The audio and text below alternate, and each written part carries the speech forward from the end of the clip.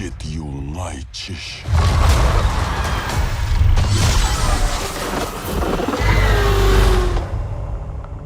bonjour, bienvenue dans cette après-séance autour de Predator Badlands, donc de Disney Fox, avec évidemment le même réalisateur que pour Prey et le film d'animation Predator qui est sorti cette année, donc Dan Trachtenberg, et qui va proposer encore une fois une nouvelle formule de Predator qu'on va justement critiquer avec Joshua. Comment vas-tu, Joshua ? Bah ça va bien, écoute. Je suis pas pourchassé par un extraterrestre, donc ça va. Oui, cette fois-ci, les humains ne sont pas pourchassés, et donc évidemment, c'est un autre concept qui est proposé par rapport au Predator. C'est plus le prédateur d'ailleurs qui est poursuivi cette fois-ci, on va dire.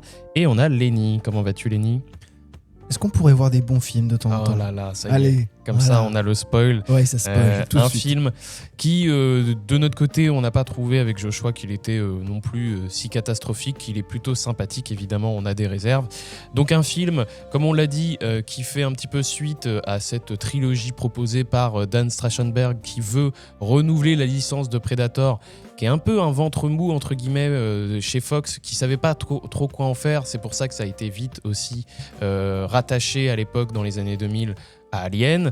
Et évidemment, quand Alien essayait de revenir, pareil avec Prometheus et Alien Covenant, on avait eu aussi des nouvelles versions de Predator qui n'avaient absolument pas fonctionné, qui n'avaient pas plu. La critique, les spectateurs n'avaient pas aimé cette nouvelle version.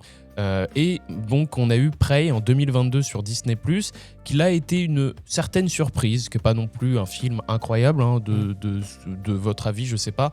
Moi, je trouvais ça plutôt sympathique. Et donc une nouvelle version, cette fois-ci, pareil. Donc là, Prey, c'était avec les Amérindiens. Et cette fois-ci, on va être plutôt du côté des prédateurs, donc de savoir un petit peu comment ils fonctionnent. Et de suivre justement un prédateur un peu chétif, en effet, qui a l'air moins impressionnant que les autres et qui va devoir faire ses preuves sur une planète sauvage. Et cette fois-ci, ce n'est pas lui qui va être le chasseur, c'est plutôt la proie, on va dire, entre guillemets, de cette planète assez sauvage. Il va y avoir évidemment énormément de péripéties. Alors, Joshua, t'as trouvé ce film plutôt sympathique en termes de blockbuster, de ce que je comprends ? Oui, en fait, c'est ça. C'est que comme on disait, c'était une franchise Predator qui était revenue positivement en 2022 avec Prey, qui était sorti directement sur Disney+, et qui était ni plus ni moins qu'une... En fait, c'était Predator 1 avec des Amérindiens, même s'il n'y avait pas tout le savoir-faire de John McTiernan. Et là, au moins, enfin, quand il revient avec Badlands, il fait quelque chose de nouveau qui n'a jamais été vu dans la saga. Est-ce bien, est-ce mal ? On va en parler. C'est que le personnage principal est un Predator. Ils ont commencé à leur donner un nom de race, les Yatul, je ne me souviens plus. Ouais. Les Yuja ou un truc comme ça. Yuja, ouais, c'est ça. Et du coup, là, on suit en fait un Yuja qui est censé être tué par son grand frère parce que les Predators sont un peu, si vous voulez, la virilité extrême interplanétaire. C'est présenté comme ça, où voilà, faut les faibles, dès que tu as... Un peu spartiate dans l'idée. Ouais, c'est ça. C'est dès que tu as un aspect qui peut paraître faible, donc que ça soit physique, que ça soit moral, peu importe, ou ta vision sur le clan, pareil, qui peut être faible. Dans ces cas-là, en effet, il y a cette volonté de t'exécuter tout simplement. Bon, t'es faible, au revoir, ciao. Voilà, par exemple, on sait que les Predators, dans le 1 ou dans le 2, font peut-être 2m10, 2m15. Lui, il va être plutôt de la taille d'un humain grand, mais lambda, on va dire 1m85. Et il va devoir, son frère se fait tuer, l'envoyer sur une planète pour apporter le bon trophée à papa, pour lui prouver que si je mérite ma place dans le clan. Et c'est pas n'importe quel trophée en plus, apparemment c'est la bête ultime. La bête ultime, ouais. On comprend pas pourquoi, mais évidemment on se doute un peu du retournement de situation, parce que quand on voit la bête, on se dit d'où c'est la plus impressionnante. Mais bon, bref, voilà, c'est celle qu'il faut absolument pas aller chercher. Mais je trouve ça intéressant que plutôt ils n'ont pas voulu faire une bête, un kaiju de 15 000 mètres. Mais par contre, ce qui me plaît. Ça aurait pu être drôle peut-être. Mais bon, c'est une proposition en effet, c'est pas non plus mauvais. Hein. Ce que j'aime bien par contre dans le film, c'est le fait que le Predator soit faible ou quoi, ça je m'en fiche un peu. Mais vraiment, en fait, la planète qu'il explore est vraiment chouette. Elle est vraiment vivante. Toute la planète veut te tuer. Et ça, je trouve ça super comme idée. C'est vraiment bien mis en scène. C'est pas non plus avec du génie ou autre, mais c'est bien fait correctement. Les effets spéciaux sont bien finis. Et franchement, rien que pour ça, on passe un bon moment. Oui, Voilà. oui. Pour le le premier coup, tour de table, je m'arrêterai là. pour la découverte de cette planète, c'est vrai que c'est assez ludique. En réalité, ça devient assez vite amusant. Lenny, je crois que c'était un peu moins ton cas. T'as trouvé ça un peu moins amusant. Peut-être cette partie, en réalité, t'as kiffé, je sais pas. Bah, pour moi, c'est pas une mauvaise idée, mine de rien, d'avoir le côté le prédateur qui va découvrir une nouvelle planète. J'avouerais que, même si évidemment c'est logique que ça se passe comme dans le film, c'est-à-dire littéralement avec Elle Fanning en sac à dos qui parle tout le temps, c'est logique parce que forcément avoir le côté un peu blockbuster où tu te dis on peut pas avoir genre 30 minutes de séquence muette, tu vois, où juste il découvre la planète. Mais le problème étant que bah, moi du coup à chaque fois qu'Elle Fanning ouvrait sa bouche, j'avais envie de lui filer des claques et juste de la faire taire parce que tout ce qui se passe et tout le côté description de la planète, c'est ça, c'est une description. C'est jamais pour moi une découverte. C'est attention, hein, les herbes, elles sont tranchantes comme des rasoirs. Je suis en mode pourquoi est-ce que tu me le montres pas ? Ah bah ça, Et c'est une forme de frustration parce je que trouve ça un peu faux de ta part parce que dès qu'il atterrit, il y a ces branches un peu hentai Oui, qui veulent prendre de tous les côtés. Puis après, il y a ces plantes qui jettent plein de oui, et qui sont des décrites de fléchettes paralysantes. c'est ça. Et ça, je trouve qu'au final, on le découvre en même temps que le Predator, avec des gros sabots, mais après, c'est normal, hein, c'est un film très grand public. Et si je peux te contredire aussi pour la langue, on a quand même une demi-heure, 20 minutes, en pure langue Predator, parce qu'ils ont essayé de développer un langage pour les Predators, et j'ai trouvé ça un peu audacieux. Les Américains en PLS, hein, parce que là, ils sont obligés, de ce que j'ai compris, de lire des sous-titres. Ouais. Donc, qui presque, j'ai presque envie de dire, contre-argumente le côté grand public. Parce que du coup, un film grand public, full sous-titres pour des ricains, si ça fait un échec, ça me surprendrait pas. Mais après, perso, c'est j'ai pas presque un envie de... gros film. Oui, C'est intéressant. Ouais, voilà, c'est qu'on est toujours dans la même ambition que Prey et puis le film d'animation qui était sur Disney+, c'est qu'on est sur du Predator, entre guillemets, low budget, c'est-à-dire par rapport à d'autres productions grand public avec énormément de moyens comme le Predator de En fait, je pense que ça de pourrait peut-être l'époque. se rapprocher de Romulus qui avait un budget de 80 millions de dollars et ce qui permet en fait de faire des bons films techniquement. avec des réalisateurs un minima talentueux qui avaient déjà exploré l'horreur ou le genre fantastique aussi, parce que bon, Dan Trachtenberg, c'est comme on a dit tout à l'heure, il a fait 10 Cloverfield Lane, donc qui était plutôt pas mal en plus, hein. C'est vraiment pareil, et ça, ce 10 Cloverfield Lane, c'était un entre-deux de film qui changeait un peu la formule de Cloverfield et qui était plutôt sympathique. Donc pareil, je trouve qu'il est assez efficace en effet pour changer un peu la formule d'une saga qui peut être stagnante entre guillemets, ou qui va être stagnante entre guillemets.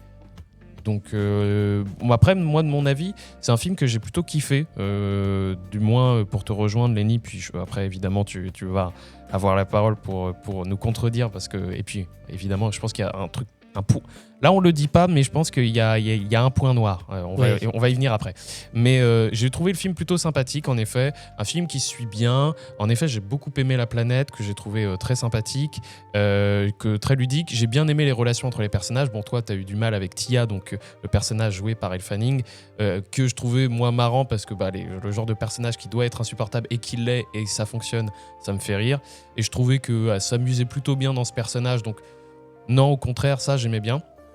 En effet, la faune et la flore de cette planète, pareil, il y avait un côté ludique, donc je suivais. J'étais plutôt dans une bonne ambiance, entre guillemets, pendant une bonne heure. Bon, après, je trouve le film un peu trop long, en effet. Là, vraiment, je me disais qu'il y a vraiment des scènes qu'on peut squeezer, qu'on peut raccourcir, des explications de plans machiavéliques, par exemple, un peu bateau et un peu... Parce que bon, le gros problème de ce film, c'est l'écriture, mais en soi, c'est pas un truc qui nous saute aux yeux à chaque séquence. C'est juste, tu t'en doutes, tu vois que c'est mal écrit, mais tu suis quand même la chose assez agréablement. Donc, et de toute façon, il n'y a pas un énorme concept, il n'y a pas un énorme scénar. Donc voilà, mais je sais que Lenny, du coup, toi, c'est plus mitigé, donc vas-y, tu peux lancer les hostilités, on y revient après. Au-delà des hostilités, mine de rien, c'est vrai que j'admettrais quand même un truc au film. C'était intéressant et assez original de vouloir essayer de proposer le côté de on va se focus que sur on va suivre un Predator. Évidemment, le film, du coup, joue avec le côté... Bon, on va quand même lui mettre Elle Fanning sur le dos parce que faut quand même qu'il y ait vaguement un humain, tu vois, guillemets de rigueur, pour qu'on s'y attache. Mais j'avouerais que du coup le problème c'est que vu que le film essaye de jouer sur une forme de déconstruction, du côté surtout de la famille qu'il va y avoir, le film prend le choix d'avoir un Predator faible entre guillemets, tu vois, qui est plus faible que les autres. Mais je trouve que même durant ces combats, il va me paraître toujours un peu un peu relâche, tu vois, un peu léger, un peu faible. Et c'est un peu frustrant parce que même le film, quand il va réussir par exemple à vaincre une créature, sans spoiler quoi que ce soit, il est sur le point de faire son espèce de cri de victoire de j'ai gagné, j'ai réussi à tuer la bête. En moins de 5 secondes, il est ridicule, alors que littéralement, même pas juste avant, il sautait sur des arbres et il se pète à moitié la gueule. Et c'est un peu la frustration que j'en ai eue, c'est-à-dire que on m'a toujours présenté le prédateur comme littéralement l'être ultime. On est d'accord. C'est-à-dire que c'est le chasseur, la bête qui va réussir à chasser, à tuer quoi qu'il arrive.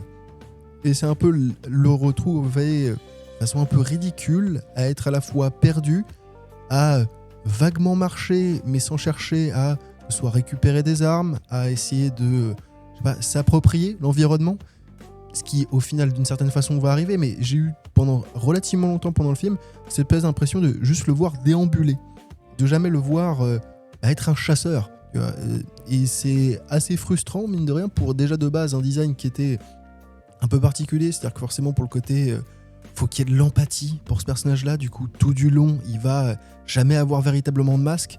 Donc Je le trouve moche. Je trouve moche ce Predator. Ah oui.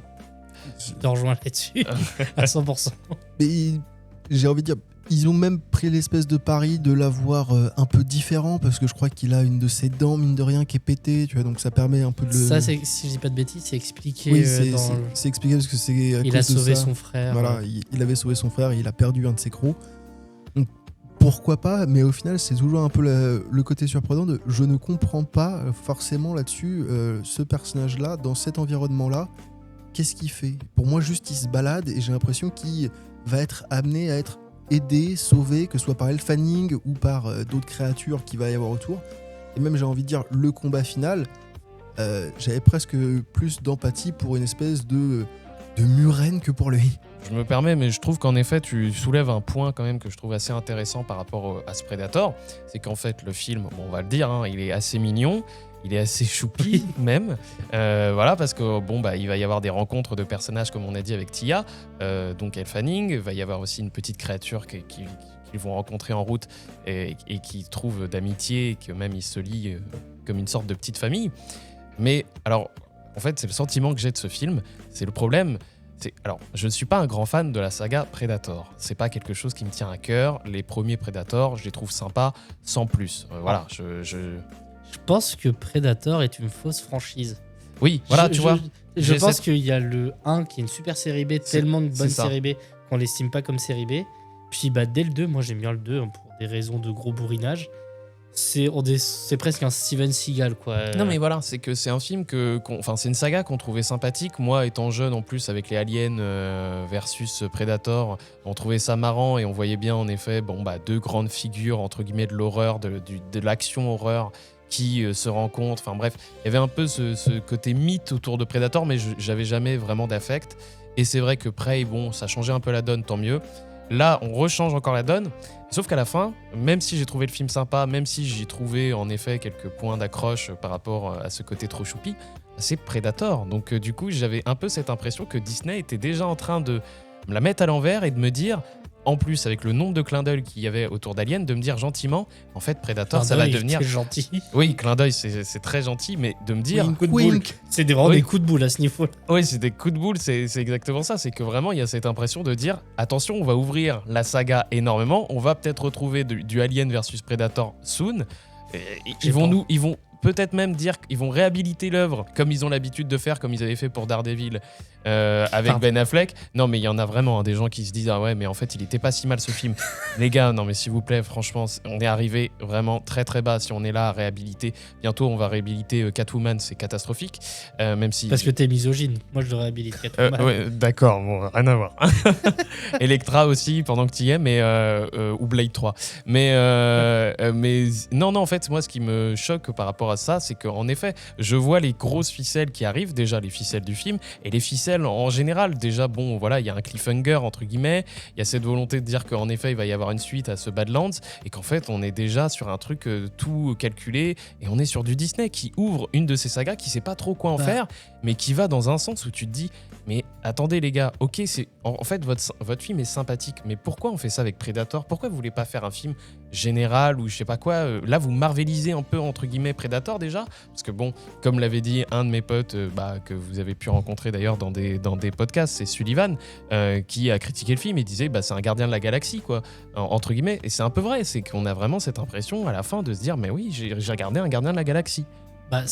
En fait, moi, c'est vrai que c'est mon plus gros point noir, c'est que le Predator et Tia, bon, on va crever l'abcès dans Alien, c'est que c'est un robot de la Weyland-Yutani, et la Weyland-Yutani sont les véritables méchants du film Predator, oh là là.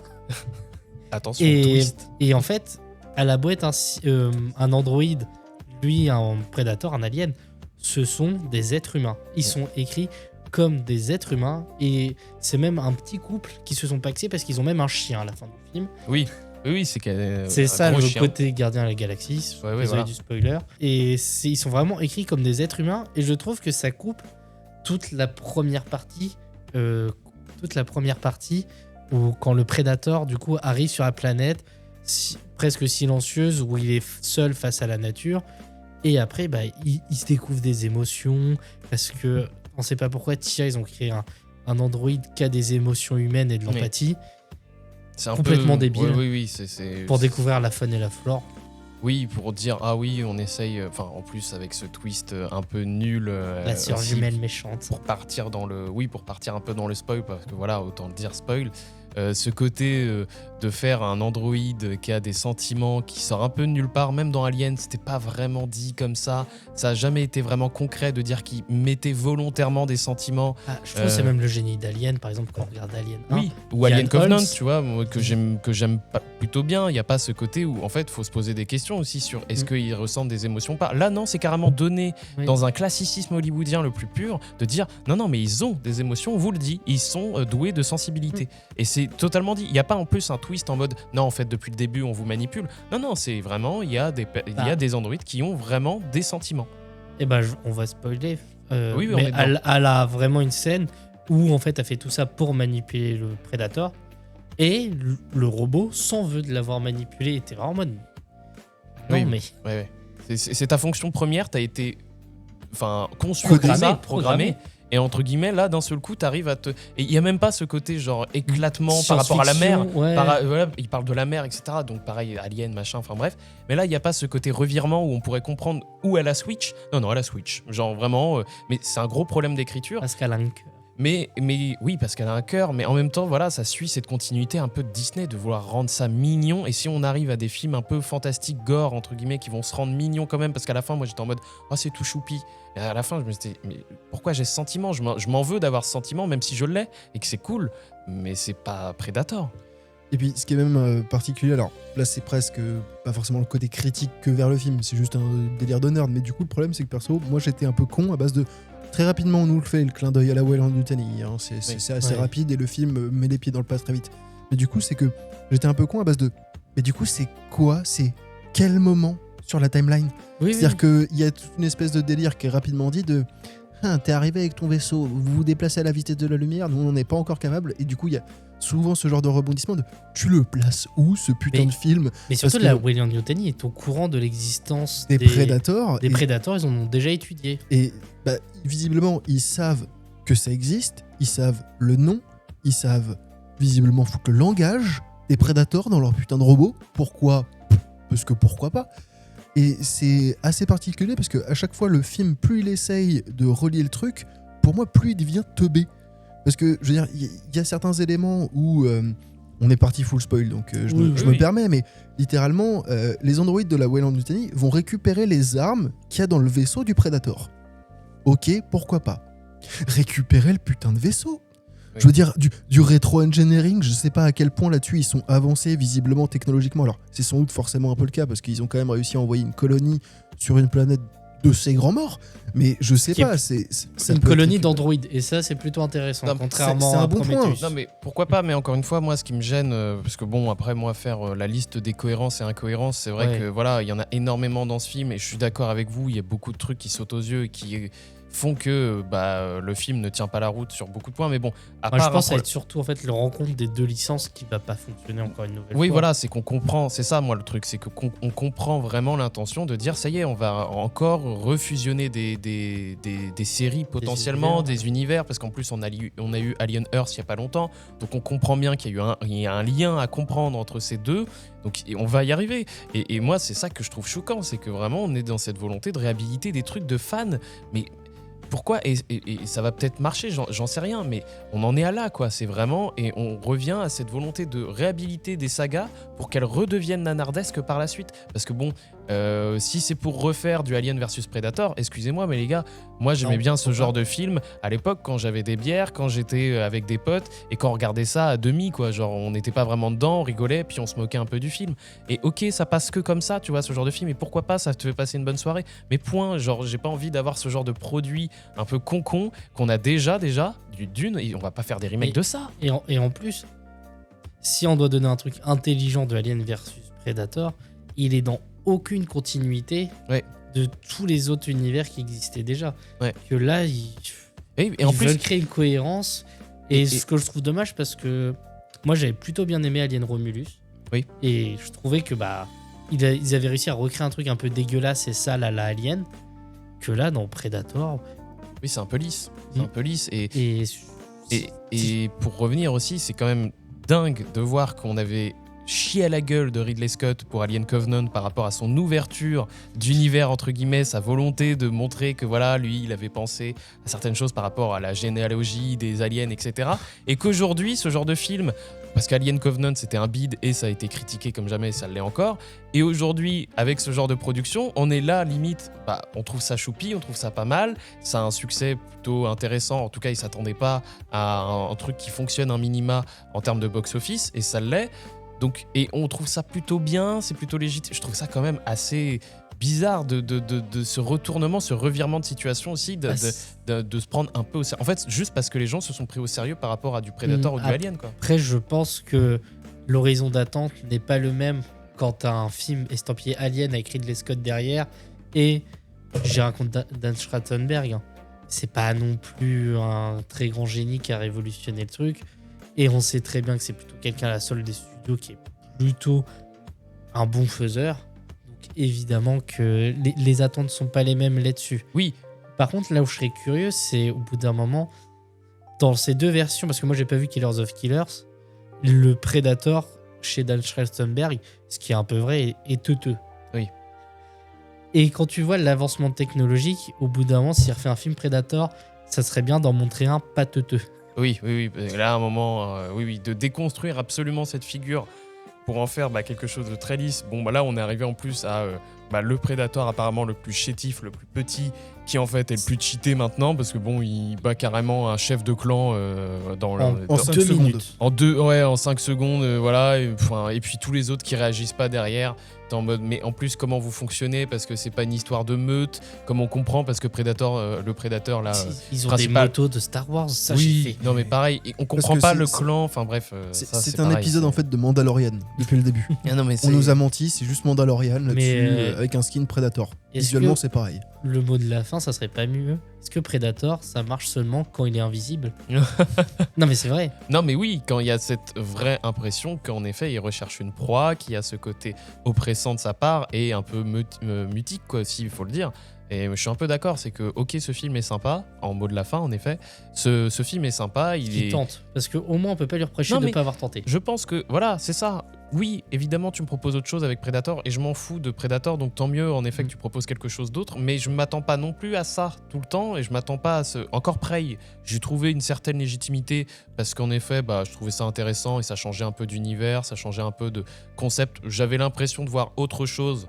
Donc, en effet, là pareil, j'ai l'impression de voir autre chose, mais contrairement à du Prey où je vais plus lui donner une postérité, là ce film-là, non, il va plus me faire peur parce que j'y vois des conséquences par la suite vraiment me font peur par rapport à des productions comme ça, grand public, entre guillemets. Et quand je dis grand public, c'est ça, c'est que Predator, pour moi, c'est pas non plus le truc le plus grand public du monde, quoi. Et bah, ça a fait un peu parler aux États-Unis, mais c'est la première fois qu'un film Predator est sorti PG-13. Parce que Badland est PG-13, vu qu'il n'y a pas de goutte de sang.